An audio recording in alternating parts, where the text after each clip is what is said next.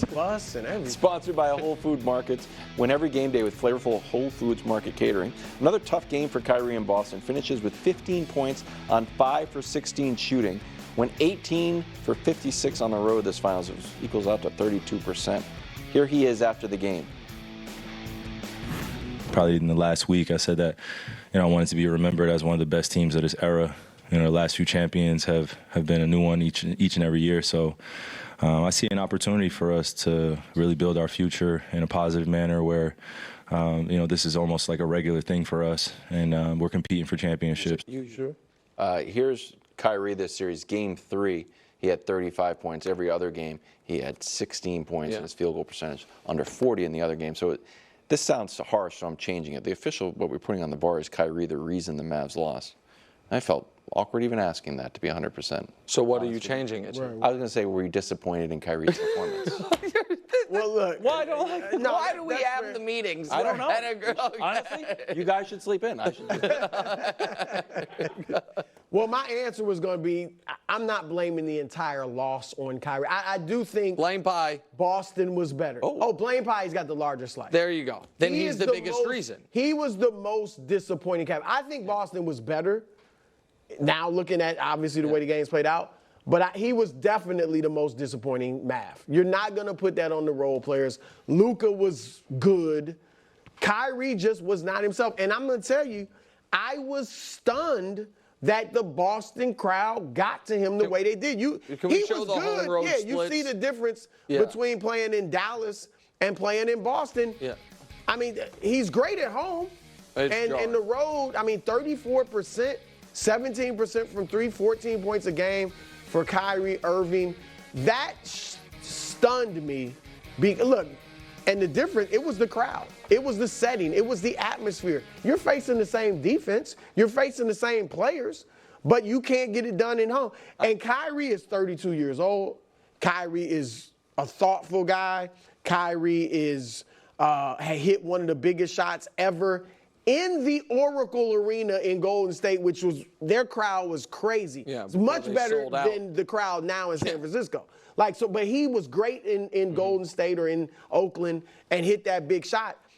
I'm stunned. I don't know if he was thinking too much or what, but I'm shocked that he let them get to him to the point where he played so poorly in Boston. So I think the most important word in this question is biggest. Kyrie, the reason the Mavs lost? No.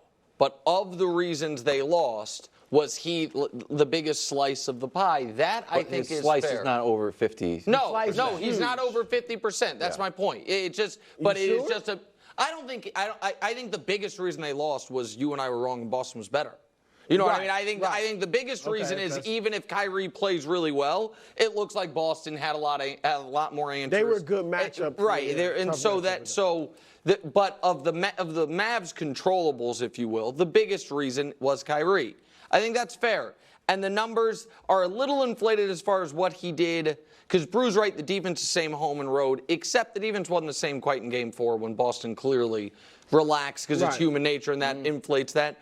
But yeah, I think there were a lot of factors. But this is where I'm going to take a slight turn.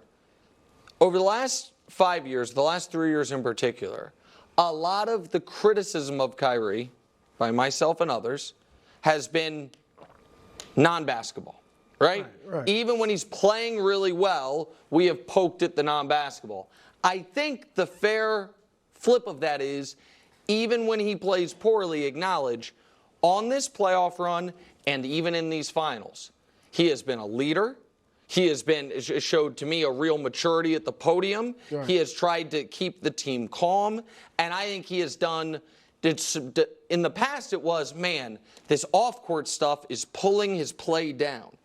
Now, the flip side of that is, I actually think he doesn't get quite as much vitriol for a really poor finals because the off-court stuff has lifted it up. Right. Because I think people were impressed by how he handled himself, how he handled all of it, and his thoughtful answers. So I will give him credit for that. But yeah, it's a bad matchup, and I think they got in his head a little bit. The crowd did. I mean, and he it affected basically him. admitted He said it. Yeah. And he had some nice tweets about next year, so Yeah. even turning the page. And I think it's good. Dallas is successful next. Nothing's as good as this segment coming up. This The Wilds segment are trying you have to see. crush all day. Totally fair, and again, the line is not in order. It's just who's in line. I think that's legitimate. That would also elevate him ahead of the guys who have been kicked out, which is a tough one. Is he better than Devin Booker? I don't know. It's borderline. You've got to like. He's better than Jalen Brunson. It's better than Jalen Brunson. Oh, two-way well, player. We're gonna get to the Jalen Brunson stuff later. I'm just saying. Do you think? But you also think a lot of those guys are better than Jalen Brunson. Yeah. Do you, like right now? So I don't think he's a superstar yet. Is the short answer. I think he had a great season and a great playoffs. But do I think he's one of the 12 best players in the league? That to me is a touch too far. That's where I'm at. I'm good with him being in line. And Kyrie is kind of a different type of superstar, right? We always say he's iconic. Yeah. Right? And I don't think playing poorly in these finals, which he did certainly in Boston, is going to take that away from him. He's rarely, just looking at his body of work, has he been on that superstar level consistently. But because he's an icon, because he handles the ball so well, because he hit the big shot against, Golden State, he's kind of viewed as a superstar. And maybe even because it's just he's a big figure in the league because of even the off-the-court stuff. But he's viewed as a superstar. But, yeah, I mean, after what we just saw, you definitely have to put Brown ahead of Kyrie in that line. Who are the non-champions in club superstar? The Shea, Anthony Edwards, Embiid. Does Durant count? Brunson. Wow, that's the list. Fire. Okay. I was kidding about Durant. I like Durant. It's just a joke. I think that he would have a case. That's tricky. Yeah, it's tricky. It's tricky. I can't get him in there. Right. You can't get him in there. Here's the thing. Can I just say the thing Brunson. nobody wants to say? Well, thank you, Miles. The Brunson say it with your thing. chest. Right. Okay. Brunson. I like But Brunson the a lot, cleanest argument, and nobody wants to say it, so I'll be the bad guy, is he can be in it. But unfortunately, just like Finals MVP, he has to take it from Jason Tatum.